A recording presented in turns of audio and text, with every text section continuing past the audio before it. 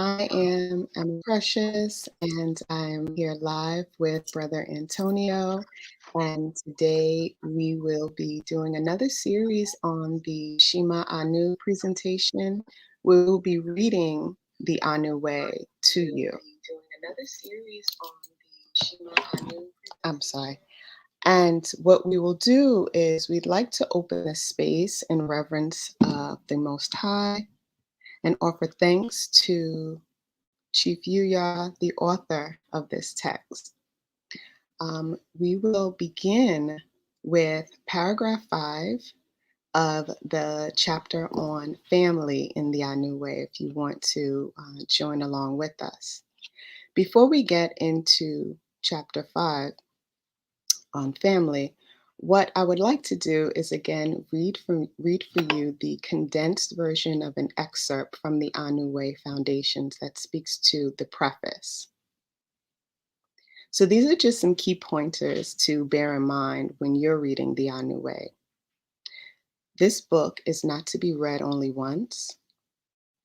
Read words of this book of knowledge and wisdom out loud. Discuss the convictions of this work with your Anu brothers and sisters. Share this information with your people. This publication should be read daily. Every line in this book can be taken out of context and studied on the strength of its own potential. The truth is to be deliberated. As stated last strong during the Shema-Anu reading, Abba Cruz spoke on the manifestations of the Almighty only being possible through the joining of man and woman to create. As we delve further into the family chapter, it's befitting that we continue to have a balance of masculine and feminine energy. So what we'll do is transition between Brother Antonio and myself in reading each of the chapters and sharing each of the paragraphs and sharing some insights. Brother Antonio? Peace, Anu. Peace to everyone in the chat. So, like Emma Precious stated, we are going to start from paragraph 5. So when we create family, we are recreating the celestial makeup of our Elohim. So there's thought, which is the father, force, which is the mother, and expanding transcendence, which is the children. Our perpetuation of a natural family model is the greatest proselytizing of our faith. In the midst of our family union, we are in the midst of our Creator. So when 2 or 3 are gathered in the name of Yah, He is in our midst. And family is the reflection of the original being. So we're going to take a break from the reading for a second to pose a question to the chat. And of course, we'll put it in the chat. What do you see your role being in your union? What is your role in your union? So I'm going to pose that to the chat, and Ema Precious, you can continue as everyone, starts to put in their answers. Sure. Thank you. And in that paragraph, something jumped out at me, the idea of that energy or the connection between thought, force, and the expanded transcendence. So, oftentimes, unfortunately, we don't have, the dynamic of mother, father, child in every household. And so I began to wonder, if the father is there with the children, you have thought, and you have the potential for expanding transcendence, but the force, right, that driving force of the mother is missing. And I wondered how that's evidenced in the product, right, in the child itself. And then I kind of flipped that and thought about the inverse, right? So when you have that driving force, right, you have that mother and she's attempting to push things along in the growth and expansion of her child or her shared children, but the father is missing that intentionality, that thoughtfulness, that structure. Those boundaries just aren't there. And I don't know, it just really lends itself to the need for a balanced family unit. So yeah. For sure. Okay, I'll read on. Our existence within our family is the base that we derive power from. As we are recreating the reflection of our Elohim within our own homesteads, we are also borrowing from the foundation, from the fountain of power. This mirror, the bestowing of divine breath that takes place when we are animated as living souls. When we are done living here, that borrowed breath is returned to the contriver of it, our mates and children, enhance our lives, and empower us through the elements of the same creative force. Right. So everybody's streaming in. I just wanted to take a minute to, welcome everybody into the space. Peace, Sovereign Eats, Sister Moksha. Peace, Sister Deidre. Peace, Sister Manira. Peace, Sister Mama Akuya. Peace, Alex Agant. Peace, Mama Sequoia. Peace, Christian. And peace, Brother Lowe. Brother Lowe. So continuing, and when you were speaking just now, what came to mind is that you're borrowing from a fountain of power. So the aspect of humility should be there with each of the constituents of the family. The thought, the force, and the transcendence of the children. If there's a level of pride and a lack of humility in either of those, it can throw the whole dynamic out of whack. And that pride usually comes from forgetting that this is a borrowed power. That breath, you can't keep that breath forever. It's not yours. It's just yours to use for for the edification of the Creator. So that was something that stuck out to me. So continuing with the reading, you and your spouse are supposed to assist one another in the work of becoming closer to Yah. Your job is to augment one another in your natural gifts and improve one another with the references of a singular compendium of the divine law. So this happens in a way where you're still able to function interdependently of one another.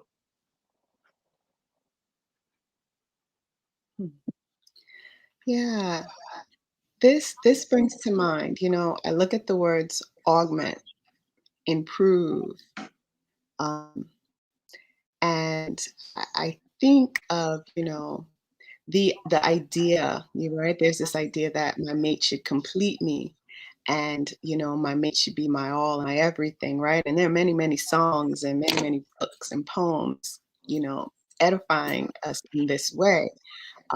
Based on what I'm reading here, it really speaks about you needing to come, right, with the knowledge of one which your natural gifts are, and your mate should kind of fill in or supplement. There's an augmentation or an improving on those things, and in that, that is how you're coming together and abiding in divine law. So it really makes you reevaluate, what the relationship should be, right? And really looking at that interdependency. Um, so there's almost like an ebb and flow where you're still, resourcing yourself or connecting to source as an individual, and then coming back and connecting.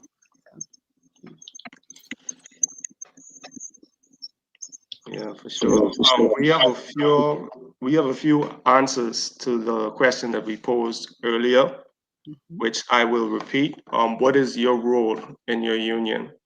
So Sister Manera said, my role is to be a helpmeet to my master. And Sister Deidre says, my role is to be a helpmeet to my mate, to happily reflect his light so that I may share that knowledge with my community. Okay, so once again, the question is, what is your role in your union? All right, so I'll pass it back to you, Okay. Emma. How can you enhance? There's a little echo. Sorry. How can you enhance the walk of your mate or children if you have not spent any time studying what your union should be? Do you know what your role is to be in your union? What are the expected outcomes of a betrothal? The pretense of love is not a clarifier. You must prepare yourself to be a great mate and parent. It is the knowledge, wisdom, and understanding of the Creator that provides you with the proper reference for your preparation. When selecting a companion, seek the face of the Creator. Your chosen mate will be revealed to you. We can go through our specification list and approach our mating from a logistical perspective, but this is ill advised. The Most High will reveal your mate to you. There will be times where you may encounter someone and know in an instant they are your sacred spouse. There may be other times that you may see them in a night vision. Regardless of how they are revealed, commune with the divine. Make sure you are functioning beyond chemistry, desire, opportunity, desperation, and good vibes, which is, what most of us use as benchmarks to, say, okay, this is the one for me, or I'm kind of feeling this one, so I'm just going to see how it plays out, as opposed to, actually planning out the relationship. Good. So, yeah, so to revisit that question, right? Based on what we've been reading and discussing so far, would you want to revise your original answer, or what would you want to revise it to? Like, what's the role in your union? If if you if you had, an answer and you didn't want to put it in the chat, even if there's something in your mind that you started thinking of, did it change? Did the idea change? So I'll put that to people in the chat. And I think Mama Sequoia just put something in there. So Sequoia says, my role is to reflect the light of my man and to feed that light into his children. My role is to follow and assist with the love of the Ruach Kodesh. My role is to protect the family's heart. Mhm. Yeah, yeah, that's very important. When you look at the role of the feminine, as Chief spoke to, I think the segment was, it was about love to the bone and ancestors. The woman's role in protecting the emotional body of the family. Just as the man has to protect the physical well-being of his family and the mental well-being of his family.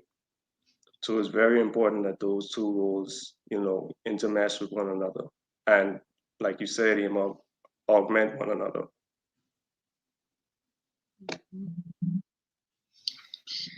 You know, when I look at the paragraph you read where we spoke about the that augmentation, and then I think about, how, right? How can you enhance the walk of your mate or your children if you have not spent any time studying what your union should be? So what comes to mind is the opening statement in the first paragraph that you read, Brother Antonio. Um, and there was an acknowledgement of the connection to the Elohim. And so your first union is that tie that connects you to the Most High Creator. And so I imagine that only through having that relationship first can you possibly understand what it is to have a union with another person in the physical being. Albeit all, whether it's your mate, whether it's your children, you first have to have a relationship with that which created you so that you can understand and understand yourself is what I imagine, and what I kind of get from that initial question. Okay. Yeah, for sure.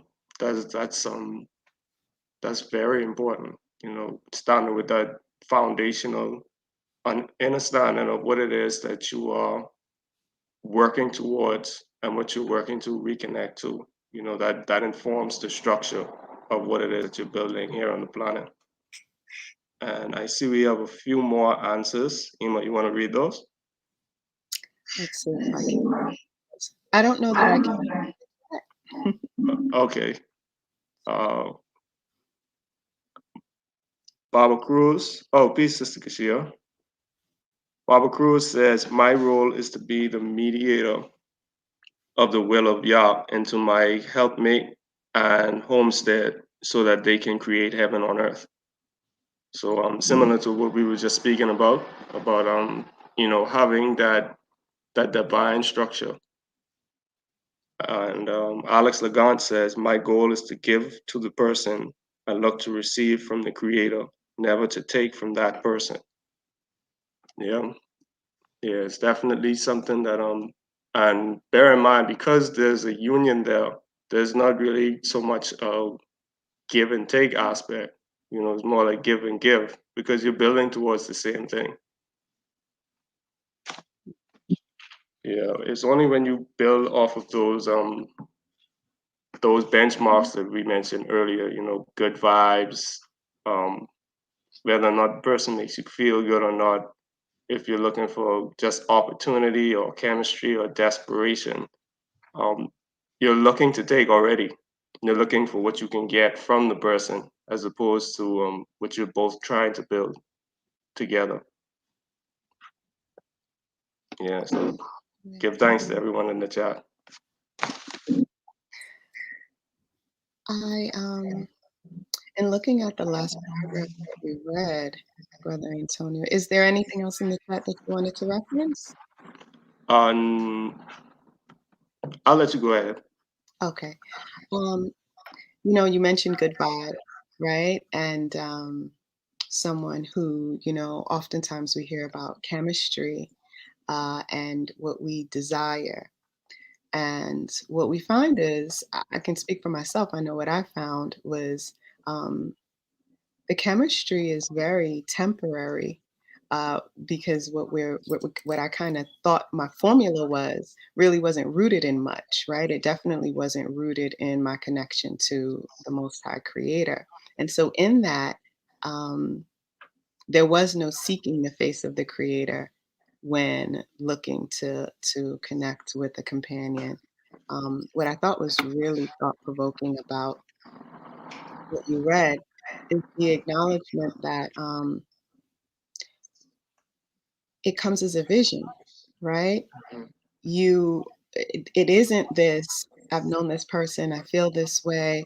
Perhaps it's that, but it's really there's an unction, there's something that kind of drives you to, I know as a woman, to see a vision for your life with your master, and being able to come under what his vision is, which means he has one and is communicating and living that, right?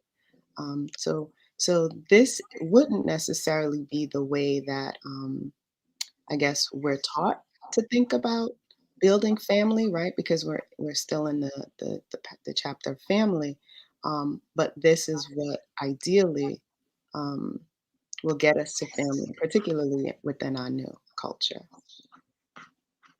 Right, right, exactly. There's actually something that you spoke to um, in one of the chapters that you read. You said, "How can you enhance the walk of your mate or children if you have not spent any time studying what that union should be?"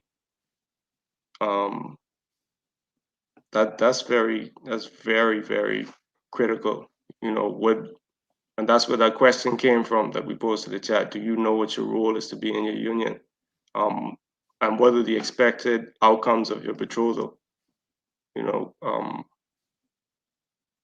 it's usually rarely outcomes driven when people get together nowadays, and a lot of times when it is outcomes driven, it's very selfish, and like you mentioned, it's very temporary.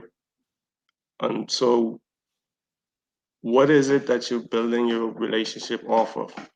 That's a question I would like to pose to the chat also. Like, what have you built your past relationships off of? What has been the foundation of it? You know, so I'll put that in the chat now as well. Mhm.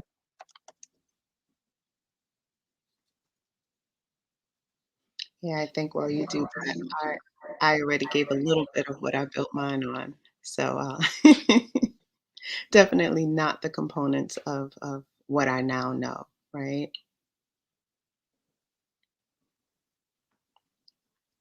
Yeah, I know personally, a lot of my relationships were pretty business-like. like, uh, I always had this thing where, and our psychology, you know, growing up has a lot to do with the way that we mate. Um, a lot of that psychology comes from the way we saw our parents mate and the way that we interact with other people. And I always had like a business like relationship with people where I meet with you. Um, we like I find that there's something that you may need, something that I might need. So it's very transactional. And then I would always see it as something that would end eventually. So that sort of marked a lot of my personal relationships. And you know, reading in the Anu way, and you know, listening to what Chief has shared on various segments on relationships and mating and family structure, I realized that it's a very that transactional form of relationship, you don't get the most of what you're supposed to get, and your mate doesn't get the most of what they're supposed to get. So one of the questions that Chief also spoke posed to everyone when he was speaking about courting and courtship and mating, it was, are you bringing out the best of your mate? Are you, you know, raising them up to their most enlightened and highest state of being, which is totally different than, you know, just coming in, um, taking something from the other person, giving something that you think is equal, and then, you know, separating. So yeah, I just posed that again to the chat. What have you based your previous relationships on in the past? Hmm. And based on what you just said, I think the line that reads, "You must prepare yourself to be a great mate and parent." Right? It's an acknowledgement of a preparation. So these questions are posed that you just restated. Um, but then after those questions are posed, there's a statement that we must prepare ourselves. And so oftentimes the question is, you know, what has that preparation been? Has there actually been preparation? And I imagine, I know in my case, there was very little, right? Um, and through that preparation, you gain knowledge and a wisdom and an understanding of the creator. So it brings you right back to source, you know? So while you are preparing yourself through that preparation, you come to an understanding that brings you back to your source, which is the only reference point, right? That is the singular determining factor for how you'll know who your divine mate actually is. Yeah. Right, right. And there are times when you meet someone and you would know right away, like this person isn't, they're not, um, they're not compatible even with what I'm supposed to be doing. You know what I mean? But it goes back to that portion of that line that says, how are you supposed to know if you don't take the time to study? How are you even supposed to know um, what you're supposed to be looking for if you haven't studied yourself or if you haven't studied the creator? You know what I mean? So those studies have to be done first in order to even know what or who fits you or who fits in with your mission. So Sister Kashia says, I have based my previous relationship on a superficial scale of what looked good, without little discovery of the other person. Um, yeah, that happens a lot as well. Um, and she spoke to that phenomenon that happens. You cute, I'm cute. Let's get together and make a bunch of cute babies. You know what I mean? Baba Cruz says, regretfully, it was, sorry, it's a truck going by. Baba Cruz says, regretfully, it was built on the here and now. My unions now will be structured on creating a foundation for the manifestation of the will of Yah in my family for a minimum of 7 generations. It's good. So forward thinking now. Absolutely. Yeah. So I would definitely say this portion on family, but all of these sections really have been very enlightening in terms of like the volume one of Our New Way is foundations, but it helps you to know like what you've built your life on and what are some of the more sane ways that you can go about building a life. You know what I mean? And it may not be something that you can go back and fix every mistake that you've made, but you can create something sane for the future, which is what I think is one of the real goals of this book, of this text. So we are coming up to that 30-minute mark. Ema Precious, are there any closing remarks? Sure. So I just wanted to thank you. Of course, it's always a pleasure. We will be back next strong.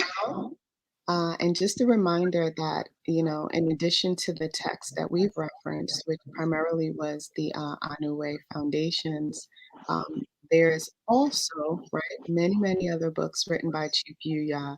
I'll just kind of run through a few of those that you can order. I believe most of them are on Kindle, Audible, Amazon, etc. And so the solutions, I actually have that in my lap, so I'll just show it. Solutions for dysfunctional family relationships, shrine and altar, grasping the root of divine power, mind, heart, words, and the 14 keys. So please pick those up, and we definitely will look forward to seeing you next Strong. Right. And another reminder that the new cohort, we are accepting applications for the new cohort starting in March. So you can go to the link in the description below and sign up. I'm not sure if the applications are available as of yet, but will they be available starting March or? The applications open in March, yes. Okay. All right. So starting March, the links will be in the description in videos. They're usually in every video. So you can also download this text, the Anu Way. It's free. So yeah, you can go ahead and follow the link in the description and get that as well. And the book Solutions for Dysfunctional Family Relationships is a very good book for this topic that we've been discussing, family. So that's all I would say. So and Alex Lagant says, "Mind hard words has been a blessing." Good, thanks, Alex. And to our Shabbat Shalom. Shabbat shalom. Peace to everyone.